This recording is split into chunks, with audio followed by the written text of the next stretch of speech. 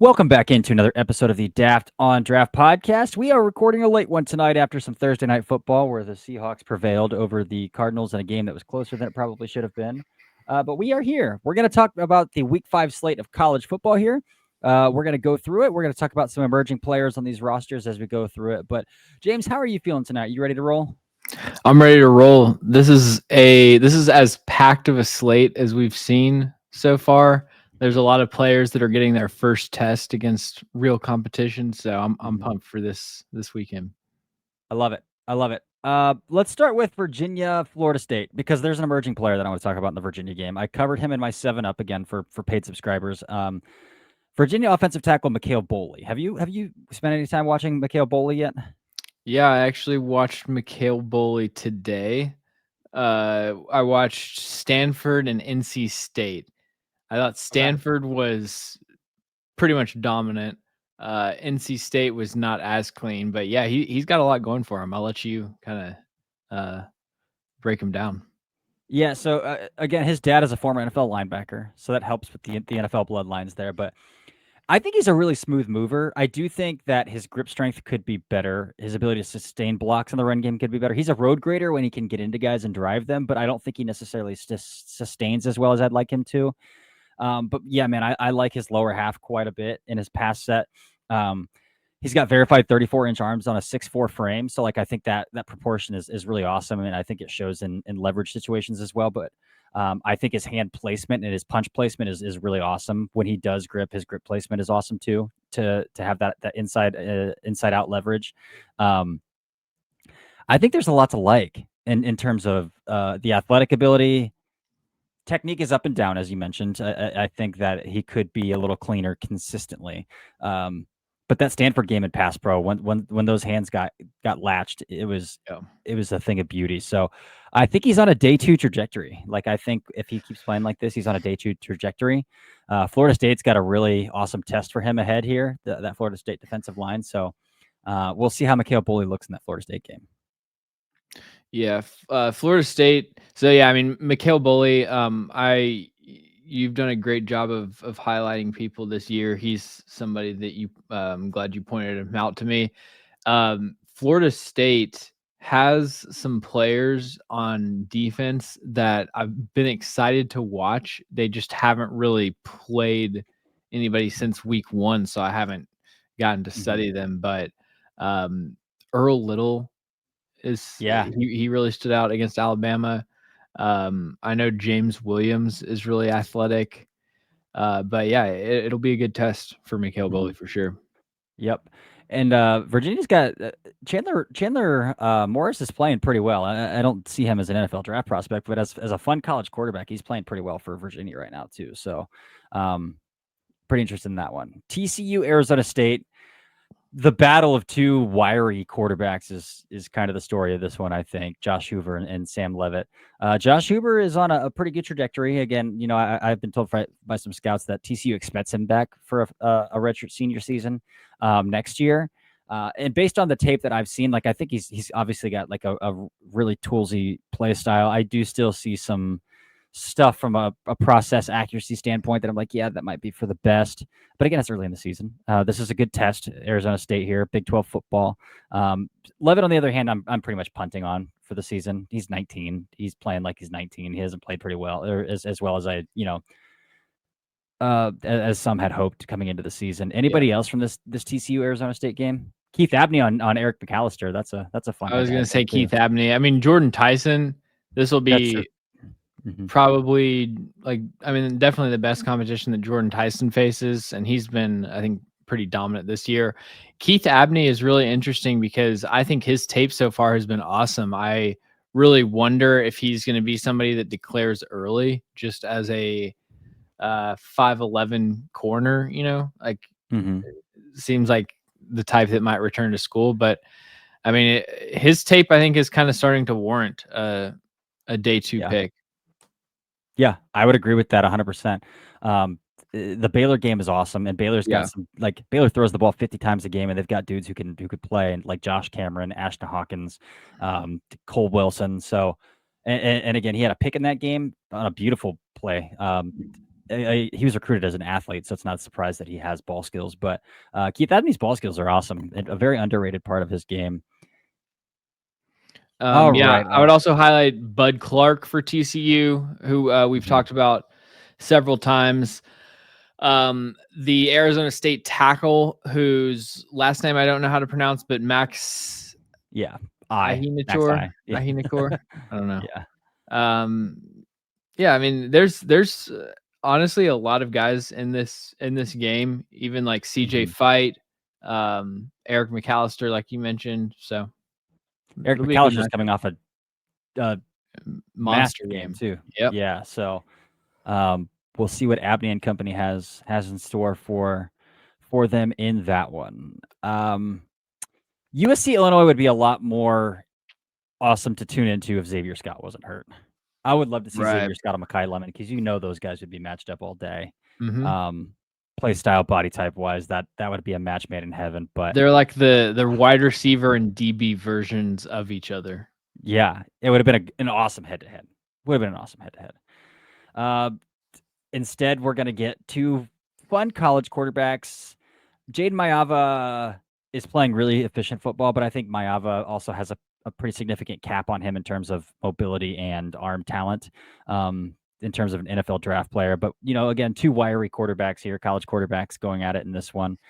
Any emerging players for you in this one? I know people like Braylon Shelby and Anthony Lucas. Yeah.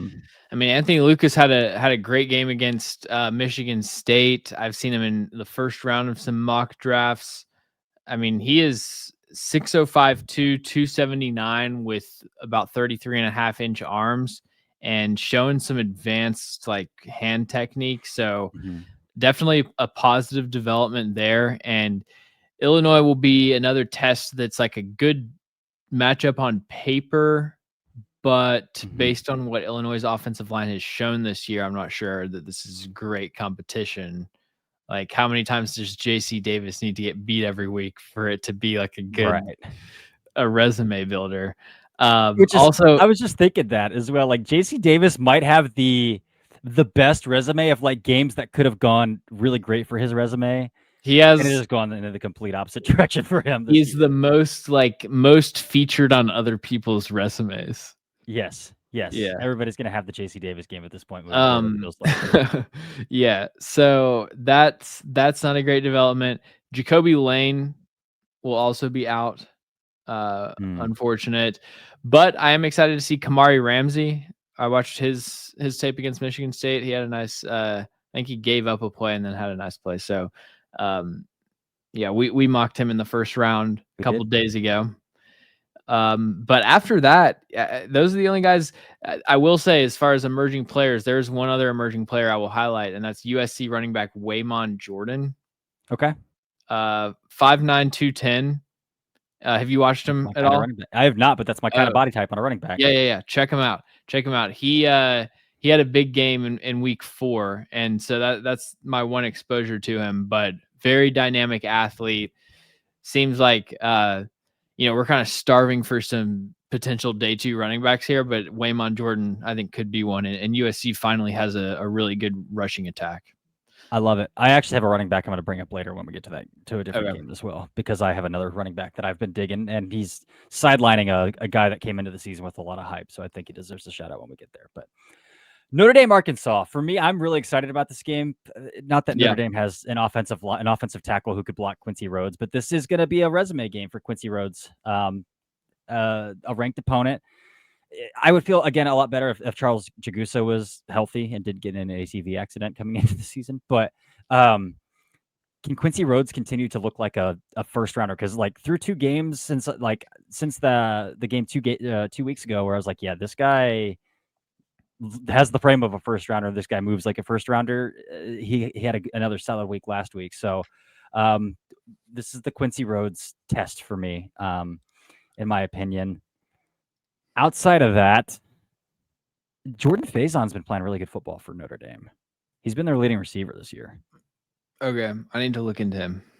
He's got some soft tissue stuff, though, that is always hampered him in his career. So I always tread lightly with those guys that have consistent soft tissue injuries. Yeah. But Jaden Greathouse is MIA, and Jordan Yep. Faison is stepping up for those guys right now. So any other players here that Yeah, you want to shout out? I watched Jaden Greathouse week 1, and he was involved in like 3 plays. So the other players, I would say Malachi Fields for Notre Dame, I've been impressed with. I've talked about him a few times this year. I think that the other Notre Dame running back, Jadarian Price, has been really impressive to Yeah. me. And so, he's somebody that I've been watching the Notre Dame backfield waiting for Jeremiah Love, and he's kind of stolen the show to a certain extent. So I've been impressed with him. And then I'm also interested to see if David Oki for Arkansas, the defensive lineman, transfer from Abilene Christian, if he I know he was injured to start out the year. I haven't looked into what he did last week, but Yeah. Did he play last week? no, I'm not sure. I'm about to check. Okay, he played Yeah. 23 snaps against Memphis. Okay. I'm gonna go back because 50 I came into the PFF grade. season. So Oh, we'll that's see. not great. I came in really high on David Oki. Me too. So Yeah. Yeah, we'll see what happens there. And I mean, we've talked about Taylon Green, right? I'm not super bought I'm into not there. Taylon Green as a draft prospect. So Nope. Yeah. I'm about as out as you could be on a quarterback as I am on Taylor Green. Okay. Yeah, I don't see it because the people want to say he's got a big arm because he's got a big frame, but like he doesn't have a big arm. The processing is very, very like he makes everything harder. Where he eventually gets there after he's been running around outside of structure for 4 extra seconds. He finally gets the read that he should have gotten to in structure in 2.5 seconds. So I Right. think he just makes things a lot harder on himself, and that's just not a quarterback I'm very bought into. Yeah. All right. Moving on to boy, I'm gonna have to scroll. Can I offer you maybe a little bit of a Big 12 slot fest in Kansas versus Cincinnati? Another couple wiry quarterbacks here. Anything stand out to you about Kansas, Cincinnati? Because not really for me. I mean, Jeff Caldwell, but again, does Kansas have a defensive back that I would really consider like a tough head-to-head for Jeff Caldwell in this game? So, do you know what the deal is with Jake Golday? Because saw he was injured. Yeah, so he played 18 snaps against Northwestern State in week 3, and then Okay. hasn't played. Yeah, I don't know. I haven't checked up on him either because they haven't really played anybody that is worth kind of evaling yet. I was kind of waiting to get into his Big 12 tape there. So yeah, not too sure there. Yeah, I mean, Jake Golday is by far the highest graded player that I have in this game. I've got late day 3 grades on Joe Royer, Brendan Sorsby. Dante Corleone has kind of a medical concern. Big time. Yeah. So I probably won't be tuning into this game unless Jake Golday makes an appearance. That's fair. It's also at the big noon schedule, and there's so many games on at noon this week. Yeah, no, this week is going to be a massive challenge to balance watching all these games. Heading into 3:00 slate, we've got Ohio State, Washington. Again, I pointed out earlier, I think Jermaine Matthews, Denzel Boston is the matchup to watch there. I'll be watching Devin Williams just for 2027 purposes because he looks fun as hell. Yeah. Jonah Coleman gets his first real test. Jonah Coleman looks really good so far against some subpar level of competition.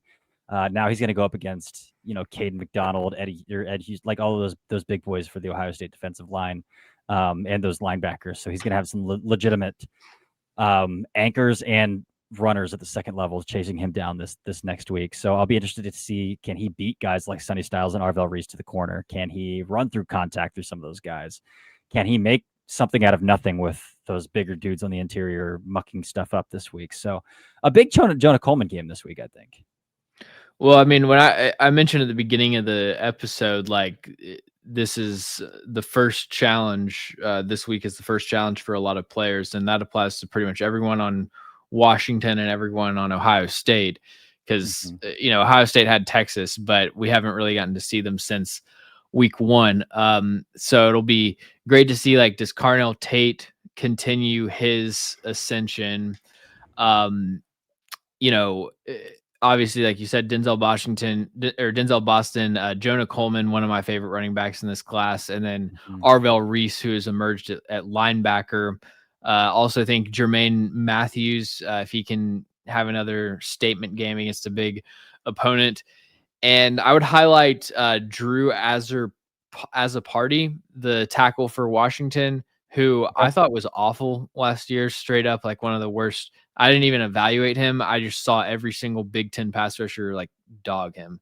And then Devin pointed him out on Twitter. So I went and like watched a couple of his games against kind of weak competition, and he looks. I'm interested to Okay. see if he can hold up. Love it. I love it. I love it. All right.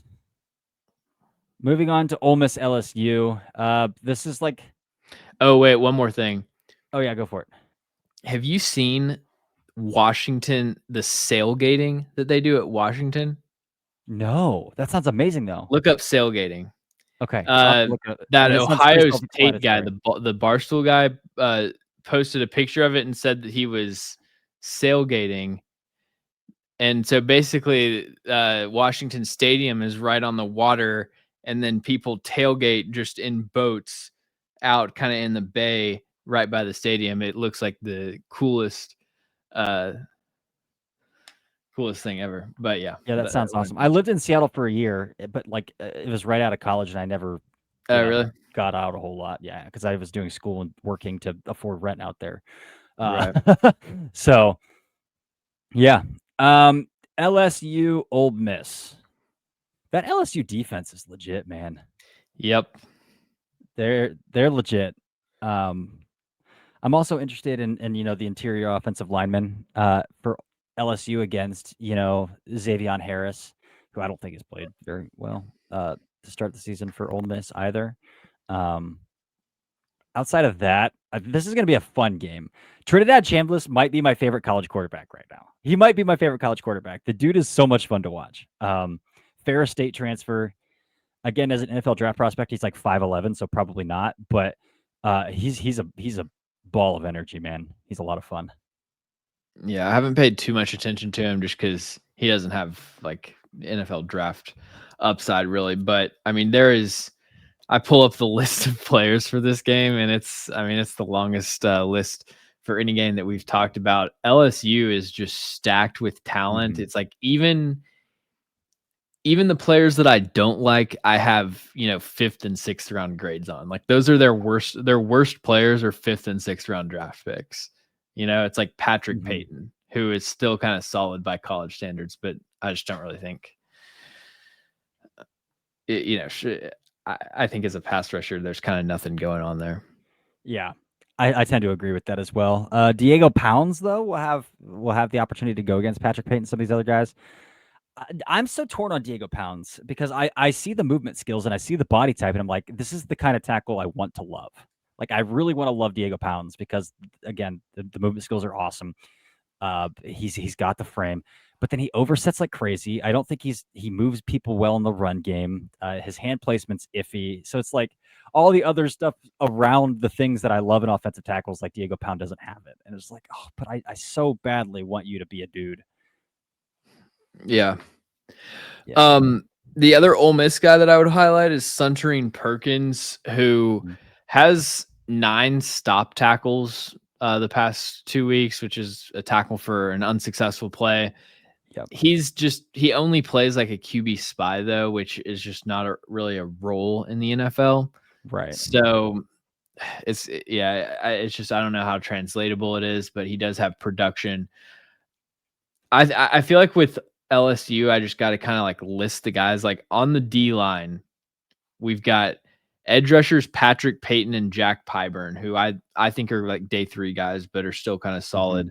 And I want you to tell me where you disagree also. Okay. Bernard Gooden, defensive tackle, also a day 3 guy, like super athletic, just gap shooter type. Yeah.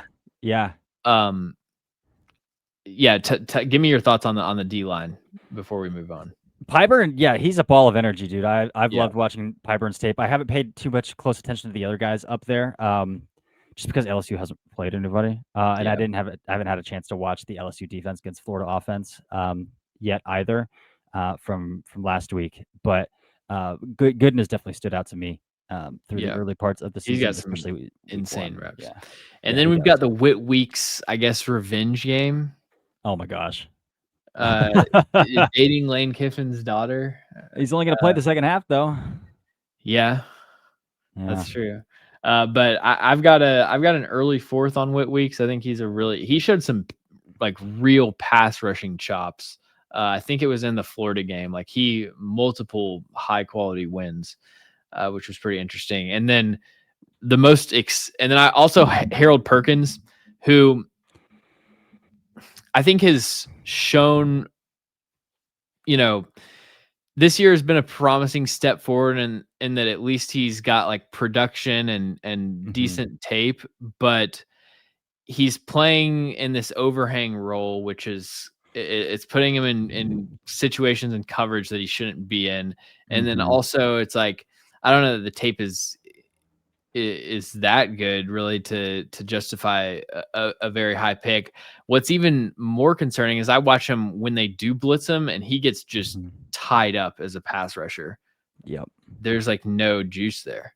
The That only juice is I talking agree. someone down as a spy.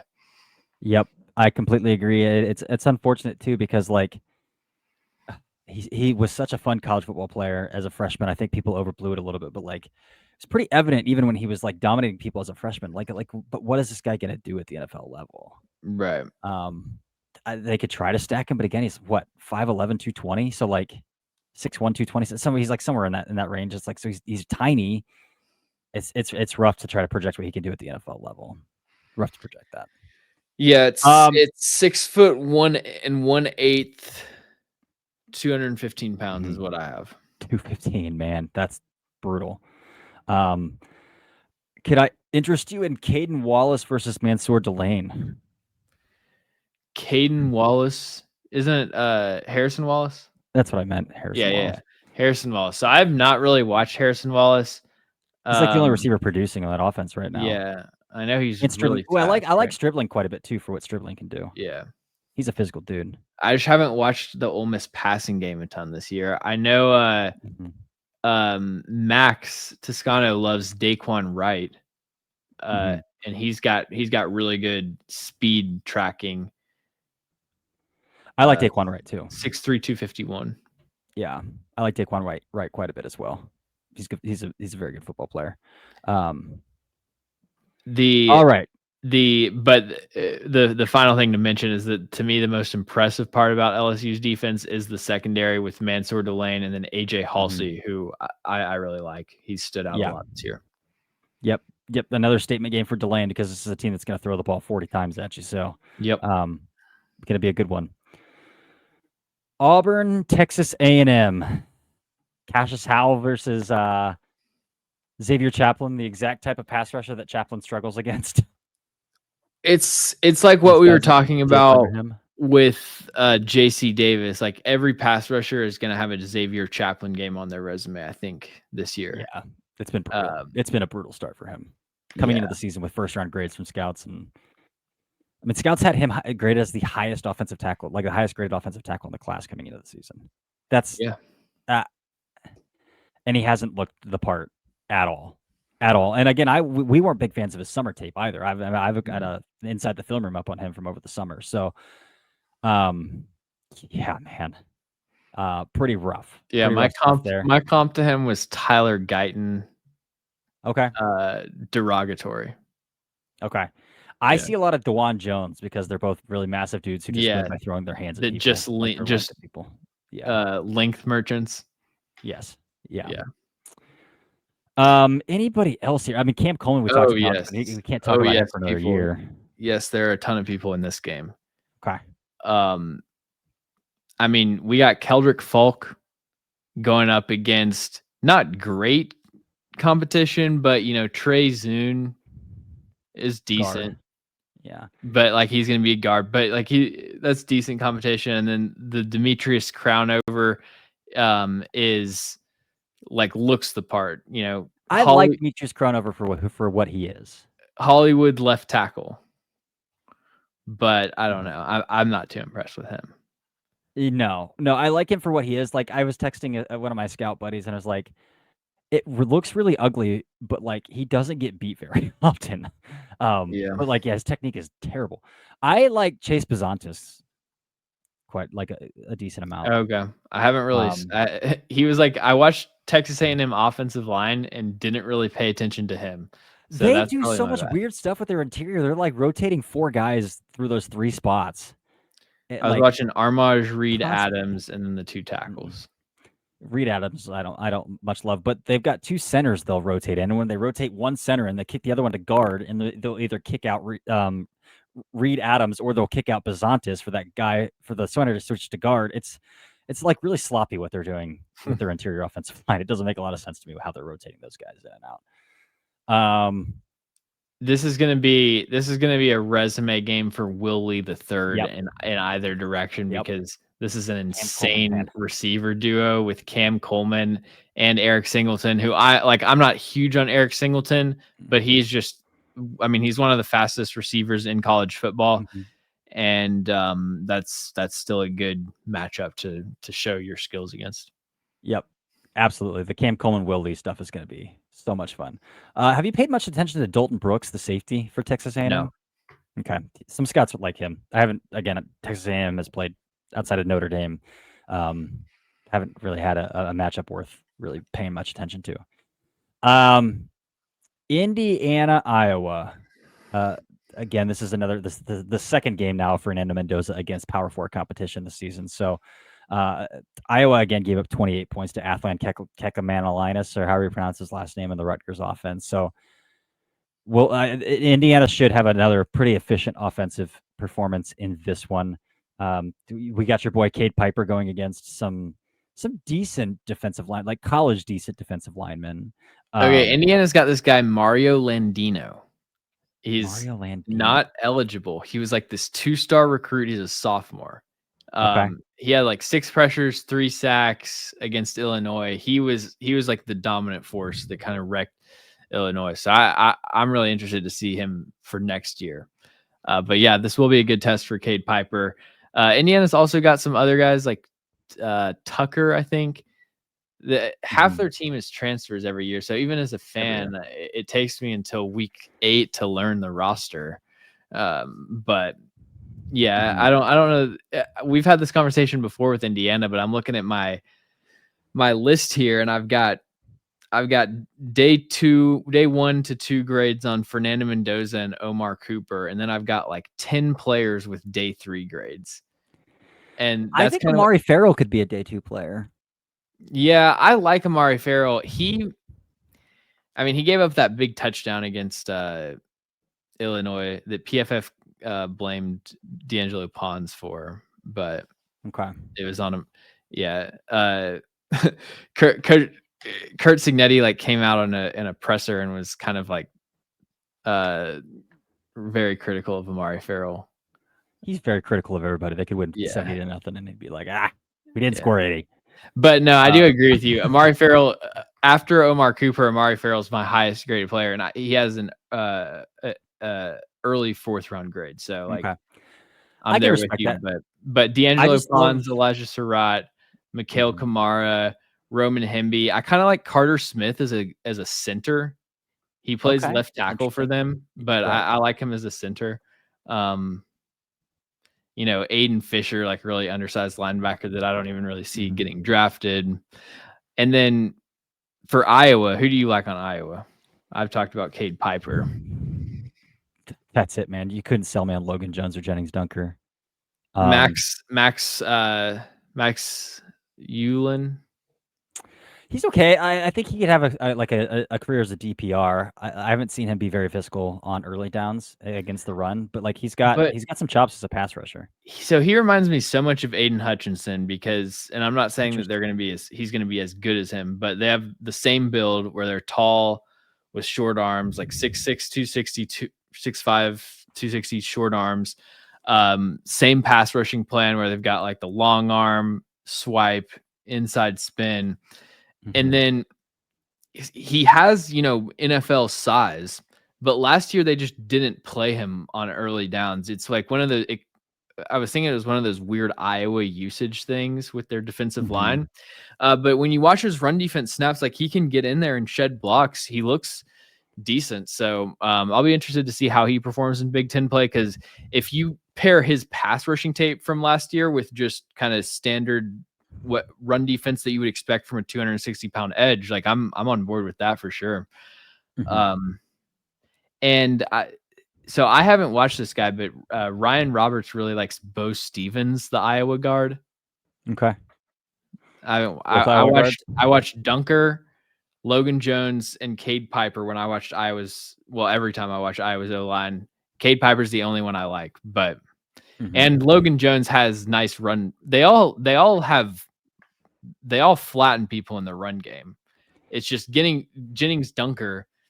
Okay, we make fun of his pass sets. I'm gonna show you on the video. When he is getting into his pass sets, he's literally doing this. Yes, it He's drives like me crazy. It's like he's doing a it's like breaststroke a or a little butterfly stroke. kid that has the floaties on, like trying to Yes. learn to it's the most bizarre thing ever. So that's Yes. an aesthetic thing, but he also just gets rocked in pass pro. And then same thing with Logan Jones, but they're all dominant on outside zone. Yep.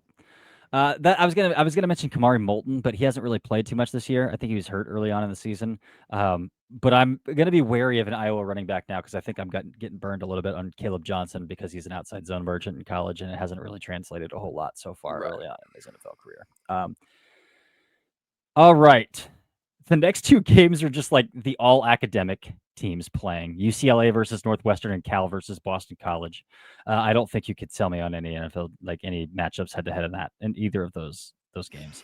It's just very funny they stacked those all academic schools up together this week. Going through the slate here, man. The Big 12 has like not favorable NFL draft matchups like Baylor, Oklahoma State. Not a ton of head-to-heads there. Utah, West Virginia. West Virginia is pretty barren right now. Same with Oklahoma State, obviously. Geez, Tennessee, Mississippi State. Anybody there that would pique your interest? Yeah, definitely. So I will be interested to see Colton Hood, Tennessee corner, that I've talked about, who having a really strong season so far. Actually, the lowest Mhm. yards per cover snap allowed in college football this year. Um, Joshua Josephs seems to kind of do the same thing every game, 2 pressures, 1 sack, basically, where it's like he has literally like 2 amazing rushes and then it's Mhm. not that impactful. But yeah, I mean, Mississippi State they don't have a ton of players outside of Isaac Smith, the safety. They don't have a ton of players that are on my radar. Mhm. Blake Shapen, the quarterback, Traore, the tight end, or those are the guys that I'm like aware of. But I mean, they're not a pushover like they were last year for sure. No, no, they're not. I'm kind of monitoring the Anthony Evans kid, the Georgia transfer at wide receiver, but he's only a true junior. So, Okay. I we'll see. He's got 21 catches for 290 and 2 touchdowns this year for Mississippi State. He's dynamic, but again, I doubt he's coming out this year. Blake Shapen, I'm gonna be interested. I'm holding off on it until like this one because Arizona State is the only Power 14 that Mississippi State has played as well. But like Blake Shapen looked to the part of like an efficient, I can get my eyes to the right spot and I can distribute at a high level kind of quarterback against Mhm. Arizona State. So I'll be kind of interested if he can do it against Tennessee too, at least like look efficient. Then we're talking about like, okay, we're talking about day 3 backup draftable quarterback here, with Blake Shapen if he does it again. So Not quite there yet, ready to talk about Blake Shapen as a draftable quarterback in this year's class, but I think we're getting close to that. Like, I don't know what it is, but I have like a soft spot in my heart for those high floor backup, like lifelong backup quarterbacks. Like to talk about them, but Blake Shapen could be one of those guys. Yeah. The other players that I would mention for Tennessee, I think in addition to Colton Hood, there are some other potential breakout players that are interesting to monitor. Chris Brazel, Of coming off course. of the big game against Georgia, pretty much backed it up against UAB, the pushover game, and so we'll see if he can do it against the next SEC team that they face. And some offensive linemen, Wendell Moe, I've been watching for a while, and I like him a decent amount. And then Lance Hurd, former 5-star recruit, was injured last year, and just clearly was not really at 100%, but seems to be at full strength now and is playing a lot better. So if he can stack another one of those games, if he continues to stack games, then I'll have to take him seriously and like go back and actually evaluate his tape instead of just kind of watching him passively. Yep. All right, NC State, Virginia Tech. Let's talk about this one just because there is an emerging player in this game to bring up that you are ready to vocalize here. So I'll let you take that one away. You said NC State? Yes. Yeah, so I'm a big fan of Hollywood Smothers, running back. Doesn't have the ideal build. He is, let's see, 5'11", 195. So he's got kind of that tall, slender build. But I just think he is so elusive, extremely creative, does a great job setting up his blocks, and has been one of the most productive running backs in college football so far. 503 yards already. So, yeah, he'll be the player that I'm monitoring in this game, along with Justin Joly and Jacarius Peak. Yep, Jacarius Peak's the one that I was going to throw out there too. Next games to really mention here are big ones for the quarterback class, and that's whether or not this quarterback class is going to become something that could talk about in terms of depth, or if it's just like, okay, let's move on to 2027. That's going to be Oregon, Penn State, and then Alabama, Georgia. Starting with Oregon, Penn State. Obviously, the story is Dante Moore's first real test. This is Dante Moore's first real test here. He's looked the part through the early part of their schedule, but again, the Power 4 opponents that they've played are not high-level Power 4 opponents. And then Oregon State isn't even a Power 4 opponent anymore. So does he look the part against a Jim Knowles coached number 3 team of the nation that consistently outputs NFL athletes at the next level? Again, if he looks the part here, I'm ready to push the button. Like I'm ready to push the button. I would definitely agree with that. I would say the same thing for Dante Moore and for Ty Simpson, the two quarterbacks in this window that we unfortunately can't watch in their own separate time slot. But yeah, obviously the quarterbacks, Drew Aller, it's about time to what's that smell, Drew Aller, I don't know. Yeah. He's looked pretty bad against the against like Nevada, FIU, and Villanova. Yeah. So we are approaching that territory. But outside of the quarterbacks, though, still so many big time players on both sides. I think for me, like Isaiah World has had kind of a sloppy start, and so seeing him mashed up against the Penn State front, denied Dennis Sutton. They'll mostly be matched up 1-on-1 with each other, so that'll be good to see. Zane Durant, I'm not like a huge fan of. He's kind of just a one-trick pony, in my opinion. I agree. And then our favorite player, Mateo Uiagalelei, the cross chop spammer. I mean, he's been doing his thing this year. He has. Goes against Drew Shelton in this game. Yep. Zane Durant goes against, you mentioned Zane Durant, but he goes against Laulani, the massive Oregon center. Like that guy is the biggest center I've ever seen in my entire life. So that'll be a matchup to watch there as well. You mentioned denied Dennis Sutton against Isaiah World too. I have an emerging player for Oregon that I want to talk about mainly because I'm desperate for a running back in this class, but Jaden Lamar has looked like Oregon's best running back to this point in the season. Again, they're giving multiple guys carries, so he only has like 200 and some rushing yards, but he's averaging 6 yards a carry, and he very much looks the compact like body type that I like in running backs. He's explosive. So Jaden Lamar is a running back. He's a true junior, so he's draft eligible, and running backs are the position where you can kind of lean into that a little bit more, declaring as a junior, just because of the shelf life of running backs versus the amount of money they could make at the NFL. So Jaden Lamar is an emerging player that I want to throw out in this game as well. Offensively for Penn State, I mean, Nick Singleton, I have not watched a lick of Penn State offense because they haven't played a single team worth watching. I watched like Drew Aller's throws, but yeah. Yeah. I haven't even charted Drew Aller. I was like, I'm not charting Drew Aller against Villanova. I'm not charting Drew Aller against FIU. It's just not going to happen. So this will be a good tape game for Penn State to finally get out there.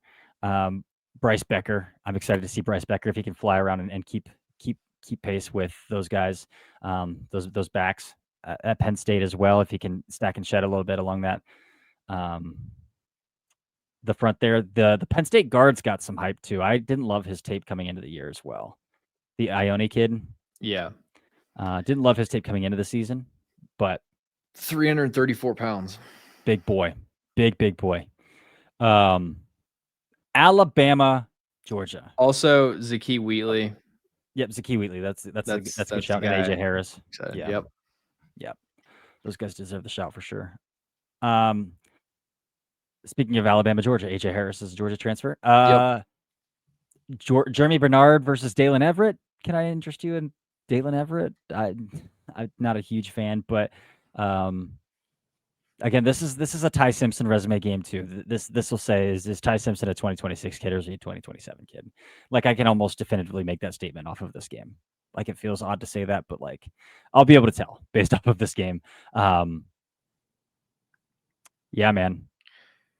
Christian Miller, the Georgia defensive tackle, is kind of like Joshua Joseph's, the Tennessee edge, in the sense that I feel like they have the same game every time I watch them. Like Christian Miller will have like 2 really good run stops. Maybe one time he'll get pushed back in the run game, and then like a couple late pass rush wins. Yeah. So it's like, I don't know. It's a very low volume thing. He looks good and kind of in flashes, and is a technically sound player. There's just he's not dominant and never really has productive games, you know? Yeah. I will actually have CJ Allen under a microscope in this game, mainly because I did watch CJ Allen against Tennessee and I left less than impressed. But again, it's hard for linebackers when you're playing a team that, like, you know, the veer and shoot offenses who cover every blade of grass and they're trying to RPO you and put you in conflict in every single snap. It's kind of harder to evaluate linebackers in that setting. So this is more of a, you know, Ty Simpson is very much a play action, drop back, step through the pocket kind of quarterback.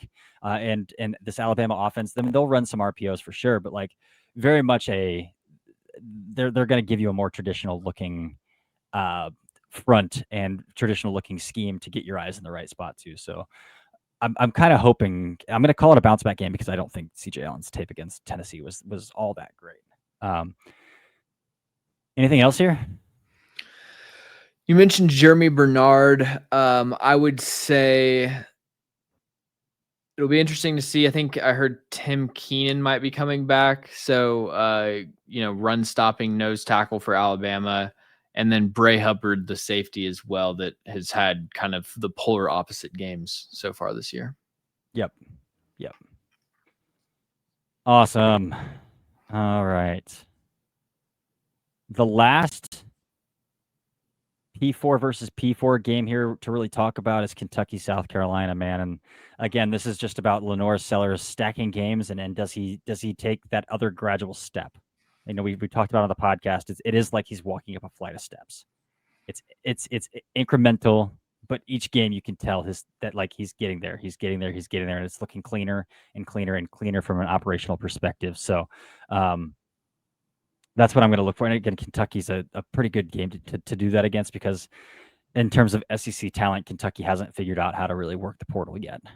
Mike Stoops hasn't really figured out how to work the portal yet. So yeah, Lenora Sellers, like I've moved him up to 4th overall on my board. I just think every game, you kind of said it perfectly. Like every game, he looks better and better. I think the intermediate accuracy has improved so much. You're seeing him start to get to the backside of stuff with better timing. So it's very promising. And I had an Anthony Richardson comp based on last year's tape, which I think is valid because of the lack of accuracy. But the ball placement's getting to a point where that I'm gonna have to delete that comparison because it's becoming no longer valid. Yeah. So that's Dante a great Culpepper is a popular one that I see. What I try to do is I try to have like my grade is how good I think they are. And then the comp is just if you're skimming through, it's like a style. So I try to give high end and low end. So I have Dante Culpepper and Anthony Richardson as my 2 comps. So I dig that. Love it. I think that's it, man. I don't think there's anybody from Kentucky I really want to talk about, and nobody else from South Carolina I really want to talk about. Yeah, Nick Harbor just has not. It's not happened with him. And then Jalen Kilgore, I've never seen it. He got he was kind of hyped up in the preseason, but I don't even know if I haven't really checked in on him this year, but I wasn't that impressed with his tape. Nope. All right. Well, that's it. Enjoy this week of the slate this week because it's a packed house. So enjoy that. We'll be back next week breaking this all down, giving out our helmet stickers, talking some more emerging players, and we'll go from there. But until next time, this has been another episode of the Daft on Draft podcast. Goodbye.